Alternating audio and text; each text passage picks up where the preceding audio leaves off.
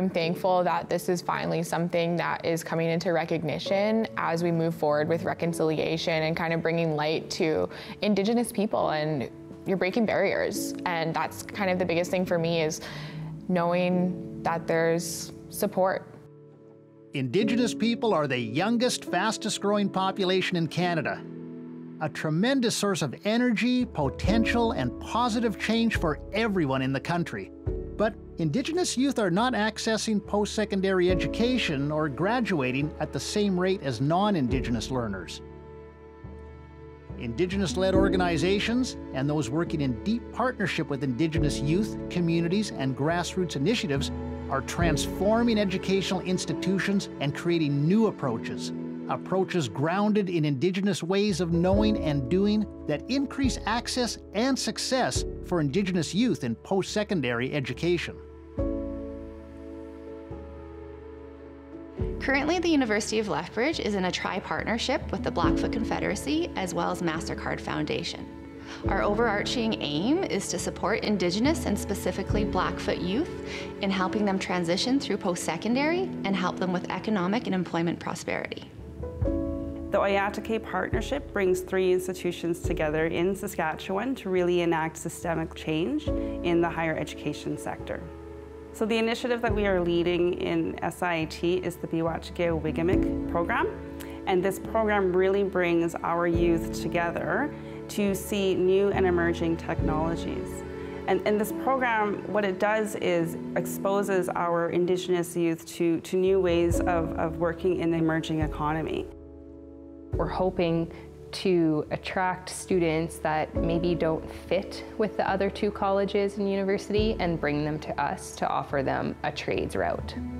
Instead of, continuing to ask students to relocate and move to the city to access those post-secondary education opportunities, we're changing the system. We're gonna say, how can we actually create those opportunities in the places that they call home? The LB program at BIU focuses on improving access to post-secondary for Indigenous learners while reflecting their traditional values and traditions. They do this while disrupting colonial representations of what post-secondary education looks like. When students can achieve a healthy balance between community, family, and education, they are more likely to persist in their learning. The connection to land and language, the inclusion and partnerships of family and community facilitates well-being and balance in the work they are doing as learners. One of the foundational components of the Oyatake partnership is to ensure that we have youth-led voices informing the work that we do in all aspects. So we have a youth advisory circle in addition to our elders advisory circle, and we are very deliberate about that in listening to what they are telling us will make a difference in the lives of the youth.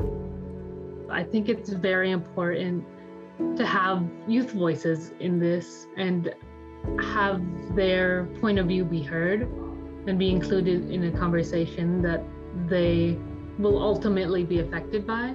Throughout it, we were able to give a bunch more feedback than generally expected when we started out.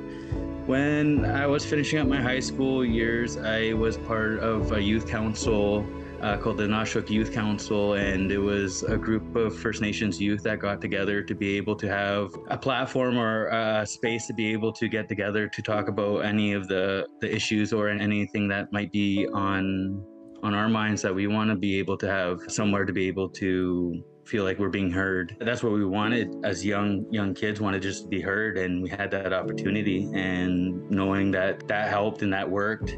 We're really trying to see what they're interested in, what they're passionate about, and it's better for everybody because we can learn from youth and they can learn from us. Our Indigenous youth are the leaders for our future.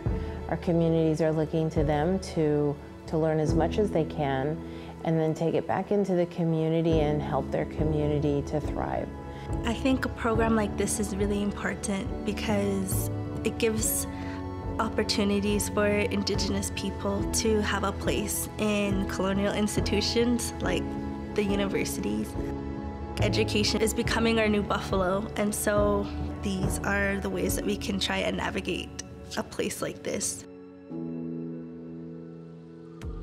Establishing a university in our homeland and ensuring the accessibility of quality and relevant education in and of itself will improve the success of Indigenous learners. I think programs like these are important for Indigenous students because they help new Indigenous students feel a sense of belonging, and they also help to show them the type of resources available to them. I think programs like this are amazing because a lot of Indigenous specific experiences kind of fade out of your main focus when you're younger, the second you go into high school. So a big part of it is that it gets us to actually go back and do these things, and usually we find that we miss a lot of them. I think programs like this are definitely bridging this gap and taking a step for reconciliation and making sure healing is done. I truly believe that the youth that we work with through the Oyatake partnership are better strengthened when they move into their career and the workplace. I feel like we're giving them a strong groundwork to move forward. For many large employers, the willingness to hire Indigenous apprentices is there, but there isn't the supports to get those Indigenous apprentices into the door. So GDI has made partnerships with a few different organizations that are helping bridge that gap. And now we're getting our apprentices into the doors of large companies. So it's exciting to see that those partnerships are being built. It's about that relationship building, and that's key. They sometimes know each other from already being from the same community, which is instrumental in providing that support, but also building that trust. We need to have a critical mass of people in these organizations to make the change that we want. We're all working towards the same thing. We want to change a system that exists to be more inclusive and more understanding and get those people jobs in the end. It's so inspirational to see students walk through those front doors, walking into the classroom for the first time, having all kinds of emotions, being scared, being nervous, but ready to start something new. And then as you see them progress throughout the semester, just gaining that confidence. It's been really exciting to see what the students have come forth with after they've been exposed to some of this technology. So for example, through the 3D printing, we have students taking that technology, practicing with it, and then coming up with some really great ideas on starting new businesses in many different areas. That's kind of my favorite part, is we bring so many different things to the table. Everybody has their own special gift, and there's ways that we can amplify that. And there's lots to come from this partnership and this youth committee, and I'm just excited to be a part of it. It wouldn't be such a scale that it is right now if it wasn't from the MasterCard Foundation, definitely.